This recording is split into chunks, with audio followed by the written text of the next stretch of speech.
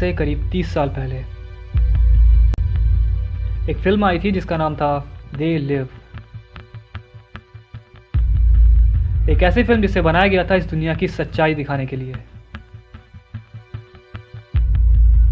वो सच्चाई जो आपसे आज भी छुपाई जा रही है, क्योंकि जब तक आप सोते रहोगे वो जीते रहेंगे। सबसे पहले मैं ये बताना चाहूँगा कि आज मैंने इस टॉपिक के ऊपर वीडियो क्यों बनाई है।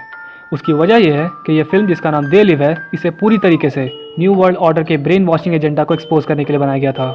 इस फिल्म का मेन मकसद लोगों को ये दिखाना था कि आज किस तरीके से मीडिया के ज़रिए, एडवर्टीजमेंट्स के ज़रिए, टीवी के ज़रिए हमारा ब्रेन वॉश किया जा रहा है, हमारे माइंड को प्रोग्राम किया जा रहा है। ये फिल्म आज से करीब 30 साल पहले यानी 1988 में रिलीज़ की गई थी। इस फिल्म में मेन एक्टर एक रॉडी पाइपर नाम के शख्स थे जिनकी अब अफसोस मौत हो चुकी है। तो आज मैं बेसिकली इस वीडियो में आप लोगों को इस फिल्म की स्टोरी बताने के साथ साथ आप लोगों को ये पूरी फिल्म भी दिखाने वाला हूँ, ताकि आपको एक नज़रिया मिल पाए ये जानने का कि जिन सीक्रेट सोसाइटीज़ की हम बात किया करते हैं वो असल में हमारी दुनिया पर कंट्रोल आखिर कर कैसे रहे हैं। और इस फिल्म को देखने से पहले आप अपने दिमाग में ये बात डाल लें कि इस फिल्म को सिर्फ मनोरंजन के लिए नहीं बनाया गया था। इस फिल्म के एक्टर रॉडी पाइपर ने ट्विटर पर ऑफिशियली इस बात को कंफर्म किया था कि they live is a documentary, यानी ये फिल्म पूरी तरीके से हकीकत को देखते हुए बनाई गई है। लेकिन इस फिल्म में कहीं पर भी इल्यूमिनाटी, रॉथस्चाइल्ड या किसी और सीक्रेट सोसाइटी का नाम नहीं लिया गया है। जाहिर सी बात है कि जिन लोगों ने इस फिल्म को बनाया है उन्हें अपनी जान की फिक्र तो होगी ही, इसलिए उन्होंने बिना नाम लिए हर जगह पर दे शब्द का इस्तेमाल किया है कि वो ऐसा कर रहे हैं, वो हमें कंट्रोल कर रहे हैं। इस फिल्म की शुरुआत होती है एक सीन के साथ, जहाँ पर हम देखते हैं कि इस फिल्म के मेन एक्टर यानी रॉडी पाइपर एक शहर में टहलते हुए नजर आते हैं। और टहलते टहलते वो एक चर्च के पास जा पहुँचते हैं, जहाँ वो ये देखते हैं कि उस चर्च का एक पादरी उस शहर में रहने वालों को एक वार्निंग दे रहा होता है, कुछ ऐसे लोगों के बारे में जिनके पास इतनी ज़्यादा पावर है कि उन्होंने सीक्रेटली हमारे एजुकेशन सिस्टम से लेकर हमारी गवर्नमेंट तक सारी चीज़ों पर कब्जा किया हुआ है। लेकिन हमें इस सच्चाई से अंधा करके बहुत दूर रखा जा रहा है ताकि वो लोग हमारा इस्तेमाल कर सकें। जरा आप भी सुनिए। They have taken the hearts and minds of our leaders. They have recruited the rich and the powerful, and they have blinded us to the truth. Our human spirit is corrupted. Why do we worship greed? Because outside the limit of our sight, feeding off us, perched on top of us from birth to death, are our owners. Our owners. They have us. They control us. लेकिन rowdy Piper को ये सारी बातें एक बकवास लगती हैं और वो उस जगह से चले जाते हैं। आगे इस फिल्म में कुछ ऐसे सीन्स आते हैं जहाँ पर हम देखते हैं कि लोग बिल्कुल ब्लैंक होकर टीवी स्क्रीन की तरफ घूर रहे होते हैं, जैसे टीवी के जरिए उन्हें हिप्नोटाइज किया जा रहा हो।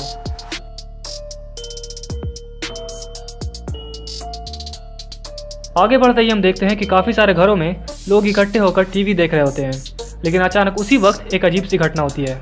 हमारे सामने एक ऐसी ऑर्गेनाइजेशन सामने आती है, एक ऐसा ग्रुप सामने आता है जो कि इन रूलिंग क्लास एलिट्स या कह लीजिए कि इल्यूमिनाटी के खिलाफ काम कर रहा होता है। और इन एलिट्स की सच्चाई लोगों को बताने के लिए उस शहर के सारे टीवी चैनल्स को हैक करके टीवी पर सबके सामने वो ग्रुप एक वीडियो जारी करता है। The movement was begun 8 months ago by a small group of scientists who discovered, quite by accident, these signals being sent through. It's giving me a headache. Yeah, tell me about it. Us took the hackers months to figure out how to do this. The poor and the underclass are growing. Racial justice and human rights are non-existent. They have created a repressive society, and we are their unwitting accomplices. इसके बावजूद भी लोगों को ये बातें एक बकवास, एक सर दर्द से ज़्यादा और कुछ नहीं लगती, और लोग अब भी इस सच्चाई को मानने से इनकार कर रहे होते हैं, जैसा आज असल में हमारी दुनिया में होता भी है। ये सब देखने के बाद रॉडी पाइपर एक अजीब सी चीज़ नोटिस करते हैं। उन्होंने देखा कि अभी जो इंसान टीवी पर आ रहा था वो इंसान बिल्कुल उन्हीं बातों को दोहरा रहा था जो बातें अभी थोड़ी देर पहले चर्च का पादरी कह रहा था। ये देखने के बाद रॉडी पाइपर को उस चर्च के पादरी पर शक हो जाता है। उन्हें ऐसा लगने लगता है कि इस पादरी का कुछ कनेक्शन इस ग्रुप के साथ ज़रूर है, जो ग्रुप इन एलिट्स या कह लीजिए इल्यूमिनाटी के खिलाफ काम कर रहा है।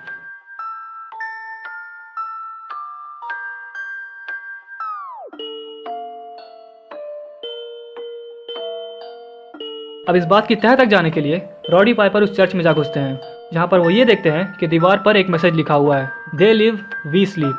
इसका मतलब हुआ वो जी रहे हैं और हम सो रहे हैं। ये इस फिल्म का एक बहुत पावरफुल मैसेज है, जिसमें हमें ये बताया जा रहा है कि जो एलिट्स हमारे ऊपर कंट्रोल कर रहे हैं वो लोग हमें इस्तेमाल करके अपनी ज़िंदगी शान से जी रहे हैं। फिर यहाँ हम लोग हैं जो कि एक झूठे समाज में जी रहे हैं जहाँ हमें ब्रेन वॉश करके हमें नींद में रखा जा रहा है। आगे इस फिल्म में हम देखते हैं कि रॉडी पाइपर को इस ग्रुप के बारे में कुछ बातें पता चलती हैं कि ये एक ऐसा ग्रुप है जो इस दुनिया के रूलिंग एलिट्स को एक्सपोज करने की कोशिश कर रहा है और इन लोगों ने इस चर्च के नीचे एक अंडरग्राउंड बेसमेंट में अपना हेडक्वार्टर भी बना रखा है। लेकिन इसके कुछ ही वक्त बाद पुलिस को इस हेडक्वार्टर के बारे में जानकारी मिल जाती है। इस वजह से इस चर्च के ऊपर एक बहुत बड़ी रेड की जाती है और इस चर्च को पूरी तरीके से तहस नहस करके वहाँ की सारी चीज़ों को बर्बाद कर दिया जाता है। काफ़ी लोगों को ज़बरदस्ती अरेस्ट भी किया जाता है। इस वजह से उस शहर में एक लड़ाई झगड़े का माहौल बन जाता है क्योंकि जो एलिट्स पावर में हैं वो लोग नहीं चाहते कि हमारी सच्चाई किसी के भी सामने आए। अब इन सब चीज़ों को देखने के बाद रॉडी पाइपर को भी ऐसा लगने लगता है कि इस दुनिया में कुछ तो गलत हो रहा है। इसलिए वो दोबारा उस चर्च में जा घुसते हैं जहाँ जाने के बाद वो दो अजीब चीज़ें नोटिस करते हैं। पुलिस ने उस दीवार को पेंट से ढक दिया है जिस दीवार पर वो मैसेज लिखा हुआ था, दे लिव वी स्लीप। इस चीज़ से साफ जाहिर था कि पुलिस नहीं चाहती थी कि कोई भी इस मैसेज को पढ़े। दूसरा, उस चर्च में उन्हें एक बॉक्स मिलता है जिसमें बहुत सारे चश्मे यानी सनग्लासेस भरे होते हैं। हालांकि पहले रॉडी पाइपर को लगता है कि ये एक मामूली साधारण से चश्मे हैं जिन्हें किसी ने वहाँ छोड़ रखा है, लेकिन जब उन्होंने इस चश्मे को अपनी आंखों पर लगाया तब उन्हें समझ में आया कि ये कोई साधारण चश्मे नहीं हैं। इन चश्मों की मदद से उस सच्चाई को देखा जा सकता था जो हमसे छुपाई जा रही है। जब रॉडी पाइपर ने इस चश्मे को लगाकर एक एडवर्टीजमेंट बोर्ड की तरफ नजर डाली तब उन्हें एक बहुत हैरान कर देने वाली चीज़ दिखी। उन्होंने देखा कि इन बोर्ड्स में अलग अलग तरह के सब्लिमल मैसेजेस छुपे हुए हैं जिनकी मदद से हमारे दिमाग को प्रोग्राम करके हमें कंट्रोल किया जा सकता है। जैसे यहाँ पर एक सब्लिमल मैसेज है ओबे का, यानी सिर्फ और सिर्फ हमारी बात मानो।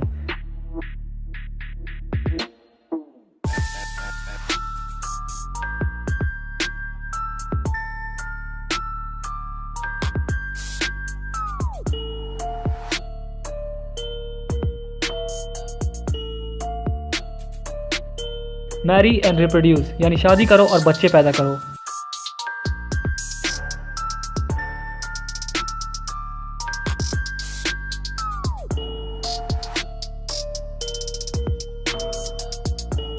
नो इंडिपेंडेंट थॉट्स यानी अपनी सोच और समझ को इस्तेमाल मत करो।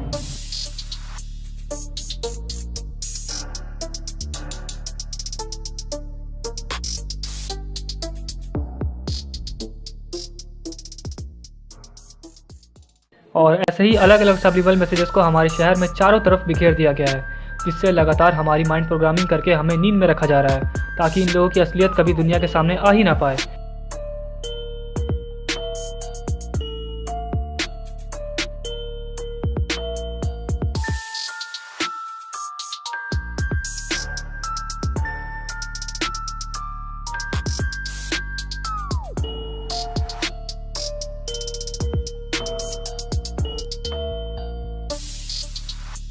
आगे हम देखते हैं कि जब रॉडी पाइपर इस चश्मे लगाकर एक बुक स्टॉल की तरफ जाते हैं तब वो वहाँ देखते हैं कि हम जिन न्यूज़ मैगजीन्स या हॉलीवुड मैगजीन्स में सेलिब्रिटीज़ और पॉलिटिशियंस के बारे में पढ़ते हैं उनमें सिर्फ बेकार की बातें लिखी होती हैं जिनका कोई मकसद नहीं सिवाय हमें सच्चाई से दूर भटकाए रखकर हमें अपने फ़ायदे के लिए ब्रेन वॉश करने के।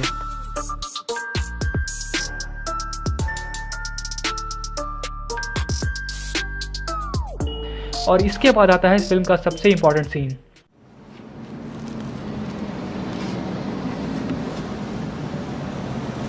What's your problem?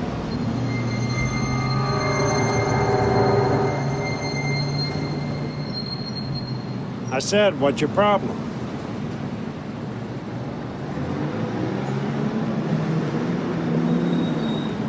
जब रॉडी पाइपर अपनी नज़र इन मैगजीन से हटाकर एक इंसान की तरफ डालते हैं तब ये देखकर हैरान रह जाते हैं कि जो लोग अमीर और अपर क्लास फैमिली से बिलोंग करते हैं जिनके पास पैसे के ऊपर पूरा कंट्रोल है यानी जो लोग इलीट फैमिली से बिलोंग करते हैं वो लोग इंसान नहीं बल्कि रेप्टिलियंस हैं। ऐसे लोग जिनके अंदर इंसानियत का नामो निशान तक नहीं होता।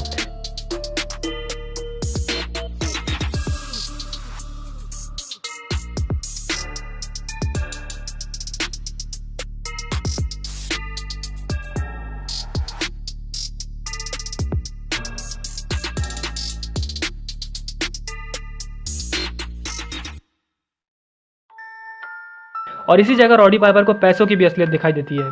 दिस इज़ योर गॉड यानी पैसों को हमारा खुदा बनाया जा रहा है, जो कि बिल्कुल सही बात है। आज अगर हम अपनी दुनिया में भी देखें तो यहाँ पर भी लोग पैसों के लिए दूसरों की जान लेने को तैयार हैं। कुछ लोग पैसों के लिए कुछ भी कर सकते हैं। आगे इस फिल्म में रॉडी पाइपर एक ग्रोसरी शॉप में जाते हैं और वहाँ उन्हें क्या देखने को मिलता है वो ज़रा आप भी देखें।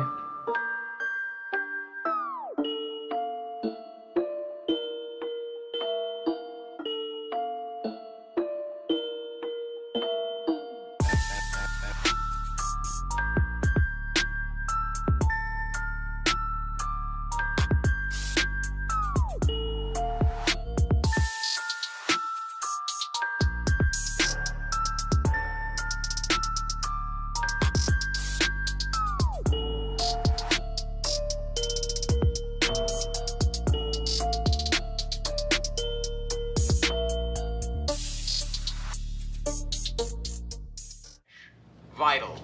The old cynicism is gone. We have faith in our leaders. We're optimistic as to what becomes of it all. It really boils down to our ability to accept. We don't need pessimism. Our nation, our ideals of vision. Excuse We don't want me. to just survive. You know, We want to you look like your head succeed. fell in the cheese dip back in 1957. You see, I take these glasses off. She looks like a regular person, doesn't she, huh? Put them back on. Formaldehyde face. That's what we got. enough out of you. You get out or I call the cops. God, the cops. You know what you need? You need a Brazilian plastic surgeon. I've got one that can see. ये बातें सुनने के बाद इन रिप्टिलियंस को ये पता चल जाता है कि ये इंसान यानी रॉडी पाइपर हमारी असलियत जान चुका है, इसलिए वो फ़ौरन पुलिस को इस बारे में खबर दे देते हैं क्योंकि वो नहीं चाहते कि कोई भी उन्हें एक्सपोज करे।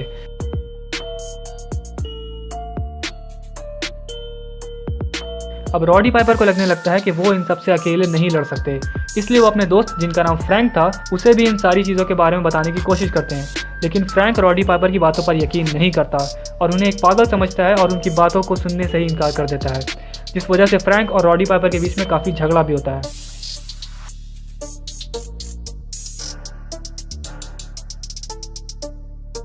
लेकिन आखिर में रॉडी पाइपर किसी तरह से फ्रैंक की आंखों पर वो चश्मा लगाने में कामयाब हो जाते हैं। तब जाकर फ्रैंक को सारी असलियत पता चलती है और वो रॉडी पाइपर की मदद करने को तैयार हो जाता है। ये सीन असल में ये दिखाने को बनाया गया था कि आज जब हमारे जैसे लोग जिन्हें सच्चाई के बारे में पता है जब अपने दोस्तों को इन चीज़ों के बारे में बताने की कोशिश करते हैं तब वो भी बिल्कुल फ्रैंक की तरह हमें भी बेवकूफ़ समझते हैं। खैर, आगे हम देखते हैं कि फ्रैंक और रॉडी पाइपर दोनों ही जाकर उस ग्रुप को ज्वाइन कर लेते हैं जो ग्रुप शुरुआत से इन एलिट्स को एक्सपोज करने की कोशिश कर रहा होता है। कुछ टाइम बाद उसी ग्रुप की एक मीटिंग होती है जहां रॉडी पाइपर को ये पता चलता है कि कुछ ऐसे इंसान भी हैं जो इन एलिट्स के हाथों, इन रिप्टिलियंस के हाथों बिक चुके हैं, वो भी इन्हीं के लिए काम कर रहे हैं, ठीक जिस तरीके से आज कुछ हॉलीवुड स्टार्स और सिंगर्स इल्यूमिनाटी के हाथों बिक चुके हैं। लेकिन इस मीटिंग के दौरान ही अचानक से उस बेसमेंट में पुलिस की रेड हो जाती है जहाँ पर पुलिस बिना कुछ सोचे समझे पागलों की तरह लोगों पर गोलियां चलाने लगती है। लेकिन फ्रैंक और रॉडी पाइपर किसी तरीके से अपनी जान बचाकर वहाँ से भाग निकलते हैं और इसी दौरान वो दोनों एक टीवी चैनल चलाने वाली कंपनी की बिल्डिंग में जा घुसते हैं जहाँ उन्हें ये पता चलता है कि इन एलिट्स ने कुछ ऐसे रेडियो टावर्स लगा रखे हैं जिनकी मदद से खतरनाक रेडिएशन छोड़ जाते हैं और इन्हीं रेडिएशन की मदद से इस शहर में रहने वाले लोगों को ब्रेन वॉश रखा जा रहा है। अब ये सुनकर ये दोनों बिल्कुल ठान लेते हैं कि हमें इन रेडियो टावर्स को तबाह करना ही होगा और इसके लिए उन्हें किसी तरीके से इस बिल्डिंग की छत पर जाना होगा क्योंकि वही वो जगह है जहाँ पर इन टावर्स को लगाया गया है। पर छत तक पहुँचना काफ़ी मुश्किल था क्योंकि पुलिस भी इन दोनों का पीछा करते हुए उस बिल्डिंग तक पहुँच चुकी थी।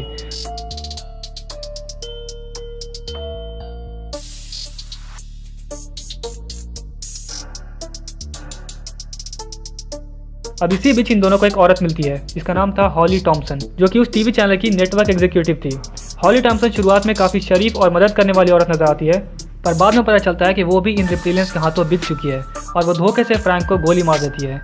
अब रॉडी पाइपर अकेले जाते हैं पर वो किसी तरीके से बचकर उन रेडियो टावर्स को तबाह करने में कामयाब हो जाते हैं। लेकिन अचानक से वहाँ पर पुलिस आ जाती है और रॉडी पाइपर पर गोली चला देती है। इस वजह से रॉडी पाइपर की वहाँ पर मौत हो जाती है। लेकिन मरते मरते रॉडी पाइपर को इस बात की खुशी होती है कि उन्होंने इन रिप्टिलियंस, इन एलिट्स का पर्दाफाश कर दिया है।